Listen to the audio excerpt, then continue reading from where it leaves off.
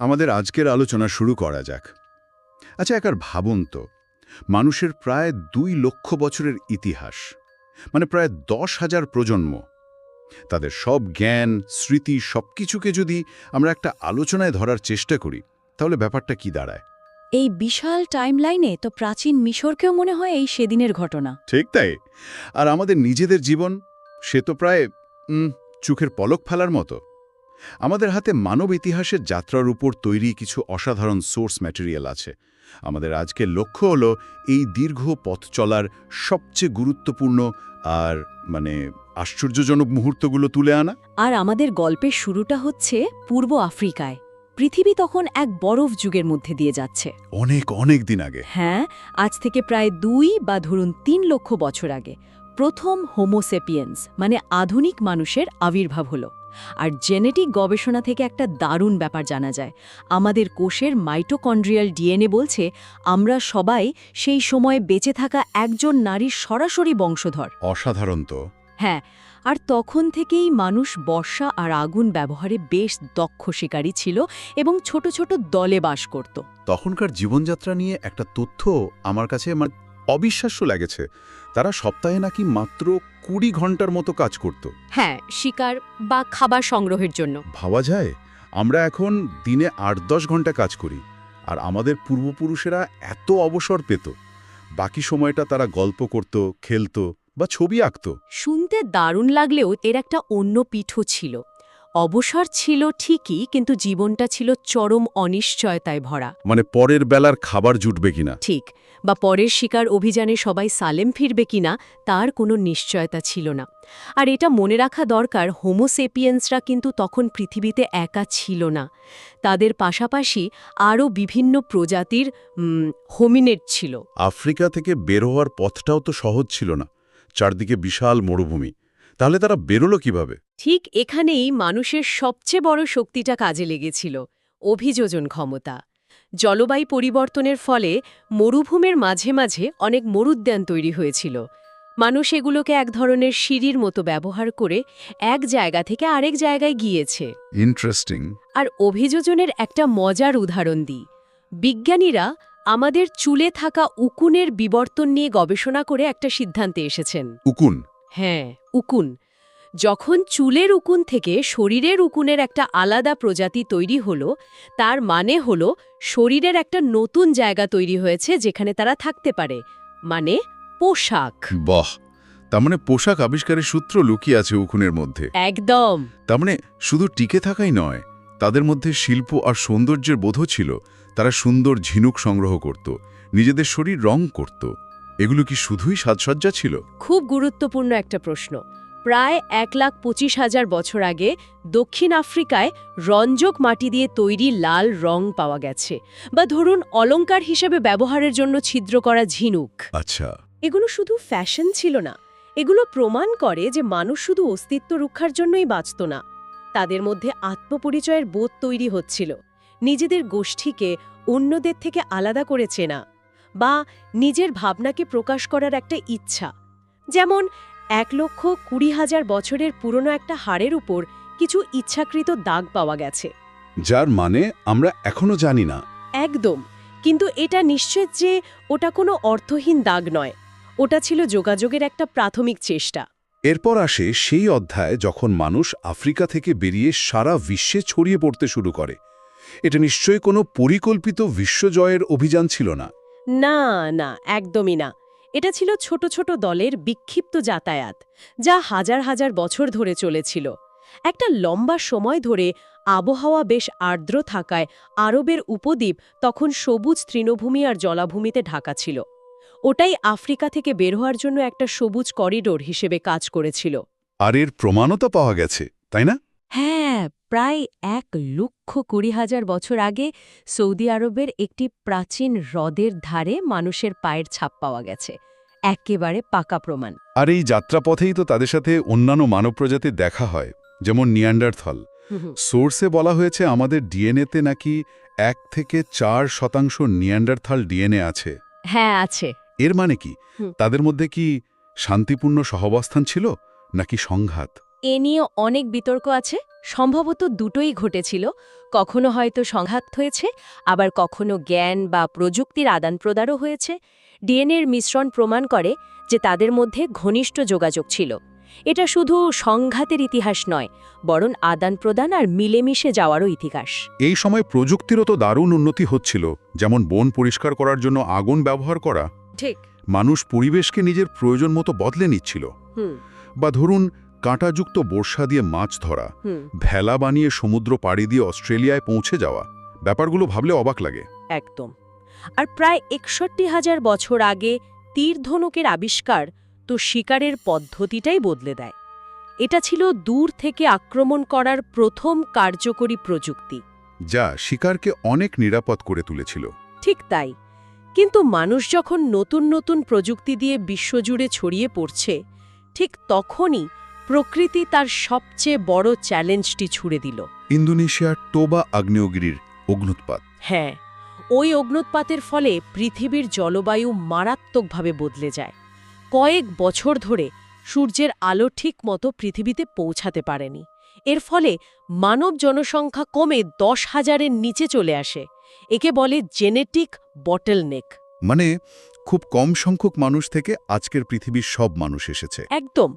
যারা সেই বিপর্যয় থেকে বেঁচে গিয়েছিল, তারা ছিল সবচেয়ে অভিযোজনক্ষম এবং অবশ্যই সবচেয়ে ভাগ্যবান। এরপর প্রায় ৫০,০০০ বছর আগে থেকে মানুষের মধ্যে একটা বড় ধরনের পরিবর্তন আসে, যাকে বলা হয় সাংস্কৃতিক বিপ্লব। মনে হয় যেন হার্ডওয়্যারটা তো আগে থেকেই ছিল, কিন্তু এবার সফটওয়্যারটা একটা বিরাট আপগ্রেড পেল। হ্যাঁ, ঠিক বলেছেন। এই সময়কার শিল্পকর্মগুলো দেখলে বোঝা যায় তাদের চিন্তার জগৎ কতটা জটিল হয়ে উঠেছিল। যেমন জার্মানিতে পাওয়া ৪০,০০০ বছরের পুরনো লায়নম্যান মূর্তিটার কথা ভাবুন। ওটা তো একটা সিংহ মাথাওয়ালা মানুষের মূর্তি। ঠিক, এটা কিন্তু শুধু একটা সিংহের মূর্তি নয়। এর মানে হলো তাদের শুধু শিল্পবোধই ছিল না, বরং তাদের একটা মিথোলজি বা পুরাণ ছিল, গল্প ছিল, যা হয়তো আমরা কোনোদিনই জানতে পারব না। একই সময় তো পৃথিবীর প্রথম বাদ্যযন্ত্রও পাওয়া যায়, শকুনির ডানার হাড় দিয়ে তৈরি বাঁশি। হ্যাঁ, তার মানে তারা শুধু ছবি আঁকত না, গানও গাইত। আবার ম্যামথের দাঁত দিয়ে খোদাই করা ভিনাস নামক নারী মূর্তিগুলো পাওয়া যায়। এগুলো কি কোনো দেবীর মূর্তি ছিল? হতে পারে, হয়তো উর্বরতা বা মাতৃত্বের প্রতীক, তবে নিশ্চিতভাবে বলা কঠিন। কিন্তু এটা স্পষ্ট যে মানুষ তখন গভীর আধ্যাত্মিক বিষয় নিয়ে ভাবা শুরু করেছে। তবে এই অগ্রগতির একটা অন্ধকার দিকও আছে। হোমোসেপিয়েন্সদের অগ্রগতির সাথে সাথে নিয়ান্ডারথ্যালরা ধীরে ধীরে বিলুপ্ত হয়ে যায়। এর কারণ কি ছিল? আমরা কি তাদের বিলুপ্তির জন্য দায়ী? এটাও একটা বড় রহস্য।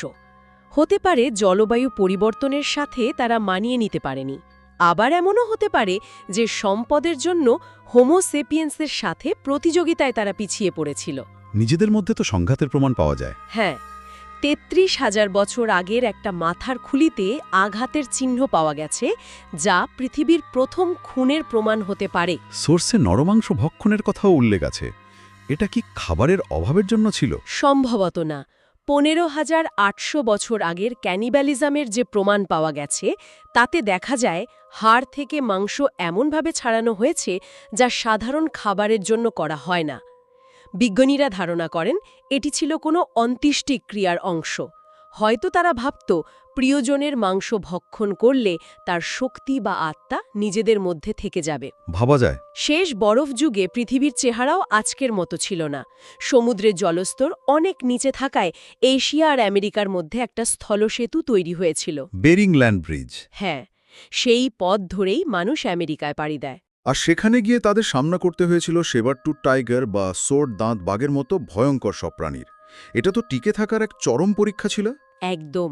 আর মাত্র কয়েক হাজার বছরের মধ্যে তারা পুরো মহাদেশের দক্ষিণ প্রান্ত পর্যন্ত পৌঁছে যায়।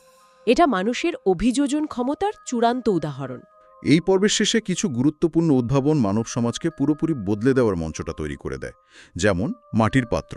ঠিক, চীনে ২০,০০০ বছর আগে মাটির পাত্র তৈরির কৌশল আবিষ্কৃত হয়। এর ফলে খাবার রান্না করা, সংরক্ষণ করা অনেক সহজ হয়ে যায়। আর মধ্যপ্রাচ্যের শিকারী সংগ্রাহক সমাজগুলো কৃষিকাজের দিকে প্রথম একটা ছোট্ট পদক্ষেপ নেয়। আপনি প্রোটো ফার্মিংয়ের কথা বলছেন, তাই না? হ্যাঁ, প্রোটো ফার্মিং মানে কিন্তু আজকের দিনের মতো পরিকল্পিত চাষাবাদ নয়। তাহলে ঠিক কি?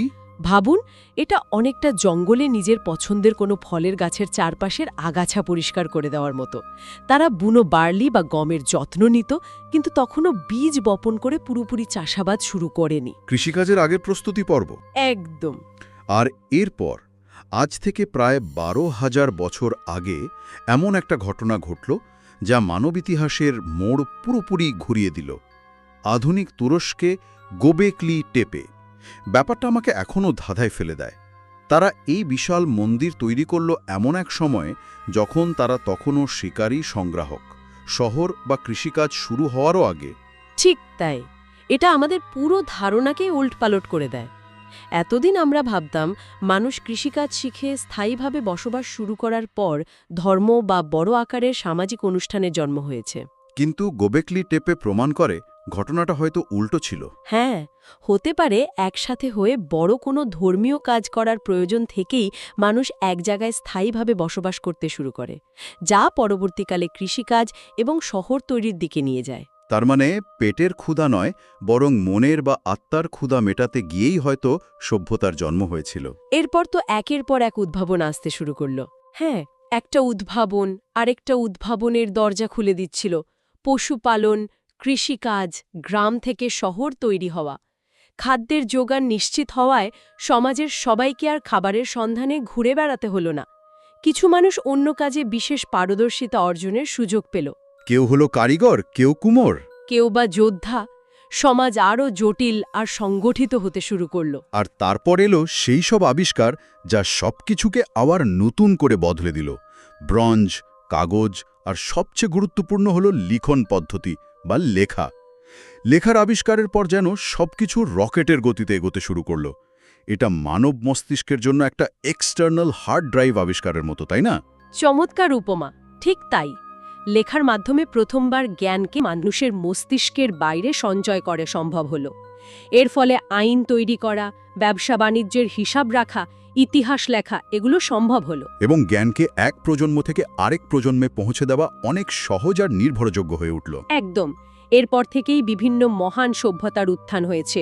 মিশর, মেসোপটেমিয়া, গ্রিস, রোম। এই বিশাল ইতিহাস পর্যালোচনা করলে একটা জিনিস খুব স্পষ্ট হয়ে ওঠে। আমরা এক দীর্ঘ যাত্রার একেবারে চূড়ায় বসে আছি। আমাদের আগে অগণিত প্রজন্ম এই পৃথিবীতে হেঁটে বেরিয়েছে। তাদেরও আমাদের মতোই আশা, ভয় আর স্বপ্ন ছিল। সোর্সের এই আলোচনা থেকে একটা বিষয় পরিষ্কার। মানুষের ইতিহাস হল অভিযোজন, উদ্ভাবন এবং বিপর্যয় মোকাবিলার এক মহাকাব্য। আমাদের পূর্বপুরুষেরা বর্ষা আর আগুন দিয়ে বরফযুগ মোকাবেলা করেছে। হ্যাঁ, বা টোবা আগ্নেয়গিরির মতো বিপর্যয়। আজ আমরা প্রযুক্তি দিয়ে জলবায়ু পরিবর্তন বা মহামারীর মতো নতুন নতুন চ্যালেঞ্জ মোকাবিলা করছি। এখানে একটা প্রশ্ন ভাবার জন্য থেকে যায়। কি সেটা? আগামী 1000 বছরে আমাদের টিকে থাকা এবং অগ্রগতির জন্য কোন প্রযুক্তিগত, সামাজিক বা মানসিক অভিযোজন সবচেয়ে গুরুত্বপূর্ণ হয়ে উঠবে?